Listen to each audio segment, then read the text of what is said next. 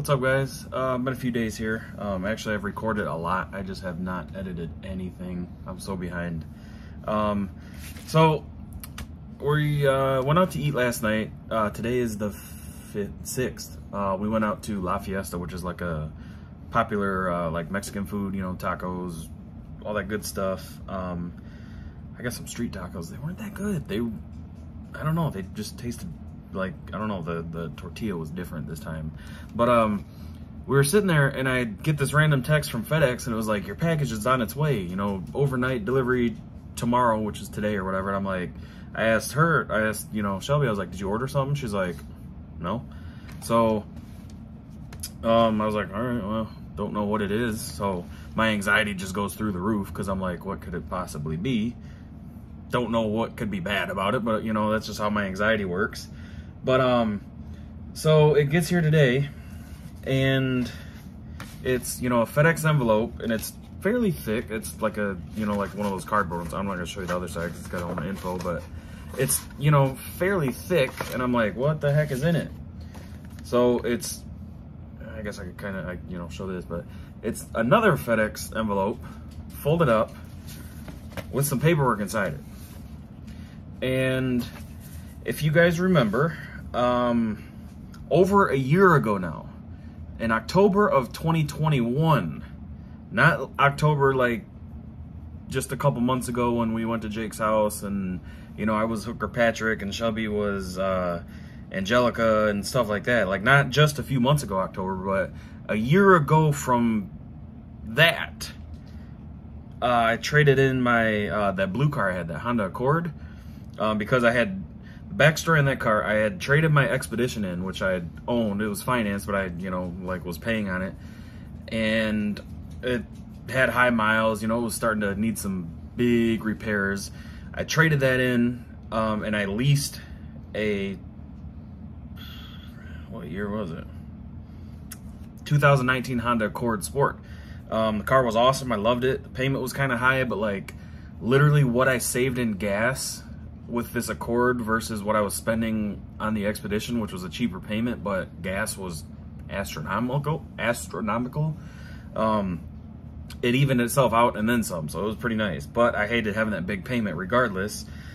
I drove, so this was right around when COVID happened. Like vehicle prices skyrocketed. Like when you buy a vehicle or lease a vehicle, the moment your pen touches that paperwork, like its value is already like quickly declining. Like let's say you paid 30 grand for a brand new car. As soon as you sign that paperwork, like if you went to any other dealer or person to sell it, you're not getting anything close to the 30 grand that you literally just paid. It's crazy. But vehicles were appreciating in value, which is like unheard of in my lifetime at least. And I was like, I was seeing, it was, which one was it? Which one? CarMax. CarMax, Carvana, Vroom, and I think CarRight is another one maybe. But they're all those like kind of like online car dealerships. Like they have actual dealerships, but like you can essentially just go online and buy a car. It'll be delivered to your house. Or if you sell a car, most of these companies like will literally come to your house and pick it up. Like it's pretty cool, like to be honest with you. So my experience was awesome, kind of, up until the day that we went there. So CarMax paid me, I had to roll over a lot of money over onto this car from my Expedition, which is why the payment was so high. After having the car for a little over a year, I still had like 2 years left on the lease. So I owed a lot of money. CarMax offered me like just shy of what I owed on the car. Like, and when I say just shy, it was like within $1,200, something like that. And I'm like, I could go to this place, like sell them my car, give them $1,200 to like pay the difference or whatever versus, you know, the final payoff, and be out of this giant payment. Like that would be amazing because I had my grandpa's town car. So fast forward, I let a couple months go by. Actually, yeah, something like that. So fast forward, I let a couple months go by, kind of forgot about it because the way my mind works, it's constantly racing. I have so many things going on all the time that I just get overwhelmed and I'll have a good idea or something like that and then completely forget about it for months. Well, car values kept going up, so don't quote me. I think it was more than $1,200 that I needed to make the difference, but like it was really close. I want to say like maybe $2,000 or $2,500, something like that. But for me, like that's pretty high amount of money to be able to just like quickly save up. You know what I mean? Like I would need quite a bit of time to save that up. But it was like within reason though, you know what I mean? Like it was an option if I wanted it to be. So like I said, a couple months goes by, I remember this again and I'm like, oh man, they offered me this much then, you know, they'll probably offer me like, you know, less now because it's more time has went by, the car has more miles, yada, yada, yada. They offered me more. So, come to find out, so it was financed through Honda Financial. That's who I leased it through. These companies like Honda and Ford and Toyota, I believe, were like the main three that started doing it. If your vehicle was financed or leased, if your vehicle was leased from any of those dealers, you could only trade it in to one of those dealers. Like if like my Honda was from Victory Honda in Monroe, financed through Honda Financial or whatever the heck it's called. My only option, like normally I could go anywhere. I could go to a private person. I could go to a Ford dealership. I could go to CarMax. I could go to, you know, a Chevy dealer. And they say, okay, you owe $25,000 on this car. Yep, here's a check to the Honda Financial. And then boom, I'm free and clear of that car. They own it now. Honda Financial's paid off. Well, because of the way that the prices were skyrocketing, car demand was skyrocketing, and car dealership inventories were falling because of all the chip shortages and all that stuff. So these finance companies basically locked you in, said, well, you can trade it in or sell it still, but it has to be to the Honda dealership. And then, of course, the Honda dealership now knows that you are cornered, and they're not going to offer you jack squat. So totally random numbers here, but I want to say I owed like $26,000 or something like that on this Accord. And people were selling them. I was in a couple Facebook groups for them, and a lot of people were selling them to like CarMax and Carvana and all these places, and they were getting more than that for them. And I'm like, dude, that's crazy. Like, you're telling me like I could get out of this car free and clear and make money on it? Like, that's unheard of. Well, the Honda dealership was like, oh yeah, you know, it's leased, so we're the only ones that can buy it. Or, you know, you're the only, you can only trade it in back to us or whatever. Or, you know, other Honda dealers. And I was like, wow, that's garbage.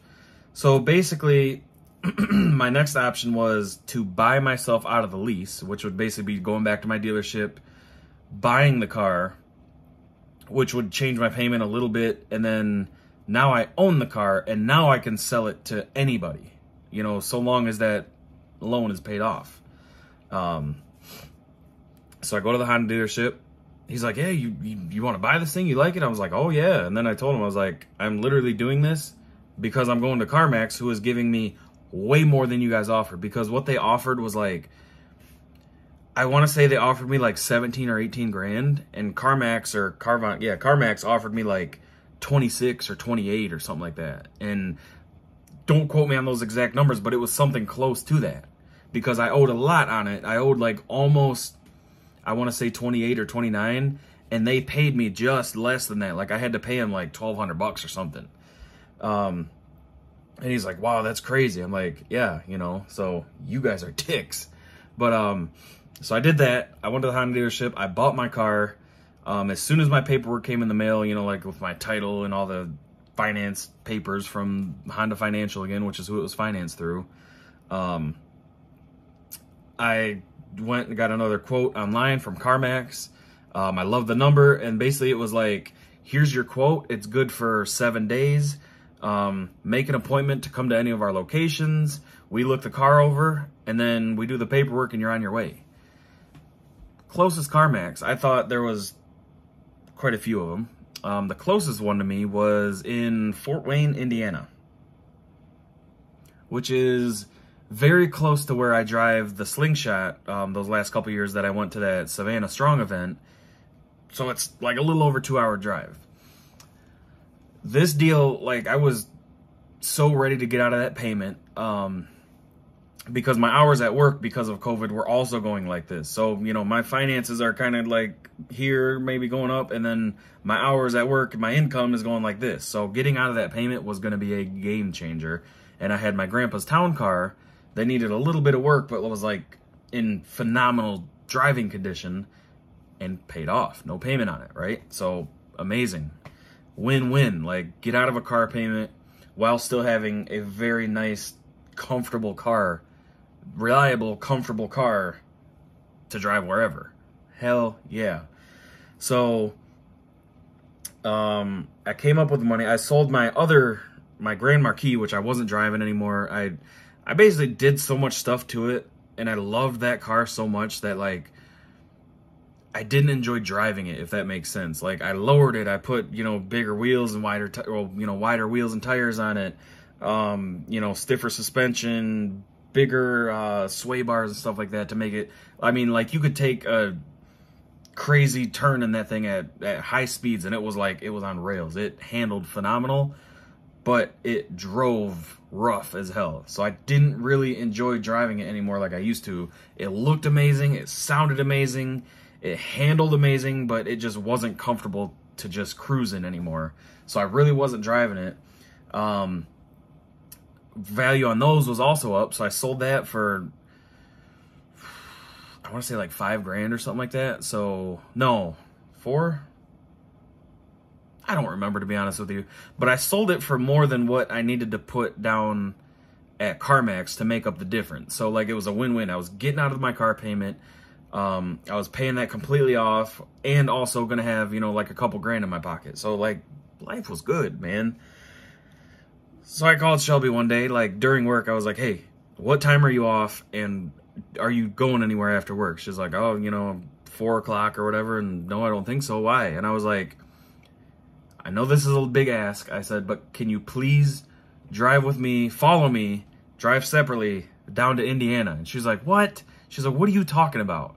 And I explained to her what was going on, and she's like, ah. And, you know, like, obviously after a long day's work, like, last thing you want to do is drive for 2 hours. So totally got it. But she ended up, you know, doing it. I was so overdue on an oil change. So as soon as I got out of work, I had to fly to the oil change place because I was like, I'm not doing it myself. Be cheaper, but, you know, just give me the cheap oil and whatnot.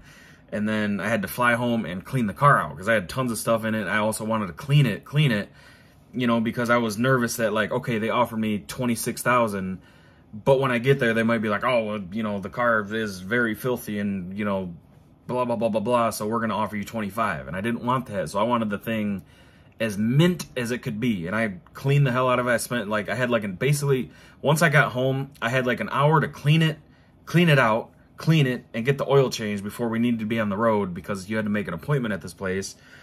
So we get down there, and everything was cool. People were ungodly friendly, awesome people to deal with, super cool. But this thing that I thought would have maybe taken 45 minutes tops because, like, you're literally just, I'm signing some paperwork over, paying you the difference, giving you all the information, and then should be done. We were there for like 3 hours. So, like, we were still there when we should have been back home already. So, unfortunately, you know, Shelby, she's in her work clothes. Like, there was a lot of stuff to do around there, but she was just sitting out in her car. Like, she was not, you know, in the mood to go shopping and whatnot. And I felt horrible because I'm like, we were supposed to, like, essentially be home right now, and we're still here. So finally get all the paperwork done, get all the money squared away, get all my paperwork and receipts, hand them the keys, and we're on our way. You know, I hop in Shelby's car, we're driving back home. We get some food, and then we're driving back home. Months go by. Everything's good. Like, the car's off my, you know, online account. Like, everything's good. I got paperwork saying that it's paid off and whatnot, blah, blah, blah, blah, blah. So a couple months go by, like a lot of months, maybe 5-6 months go by, and I start getting these calls from Fort Wayne, Indiana. And I'm the type of person, my anxiety says no to answering any phone number that is not saved in my phone. If I don't know the number, I'm not answering it. You can leave a message. And if, you know, I'll check the message and call you back if I need to or whatever. So it was the guy from CarMax. He's like, hey, man, you know, we had an issue with the paperwork. We need you to sign this, and, you know, we need the title for the car, blah, blah, blah, blah, blah. I'm like, I don't have the title for the car because it was financed, and you guys have everything. So got a little frustrating with that. And then I got one of these because, like, I told them, like, I don't have anything related to this car anymore. Then I get one of these, and it's, you know, basically saying the same thing as when he called, like, we need the title. So I go through all this stuff online, make this account through Secretary of State where I can order, like, a duplicate title, order it, pay for it. I think it was like 20 bucks. They ship it to me. I take the FedEx envelope, I sign everything I need to, put it in the envelope, drop it off at FedEx. I have to go drop this off. And I'm like, okay, cool, we're done. Well, like a month or two goes by, I start getting phone calls again. I get emails, more phone calls saying, hey, you know, we still need the paperwork, blah, blah, blah, blah, blah. So at this point, I'm like, I've sent them everything.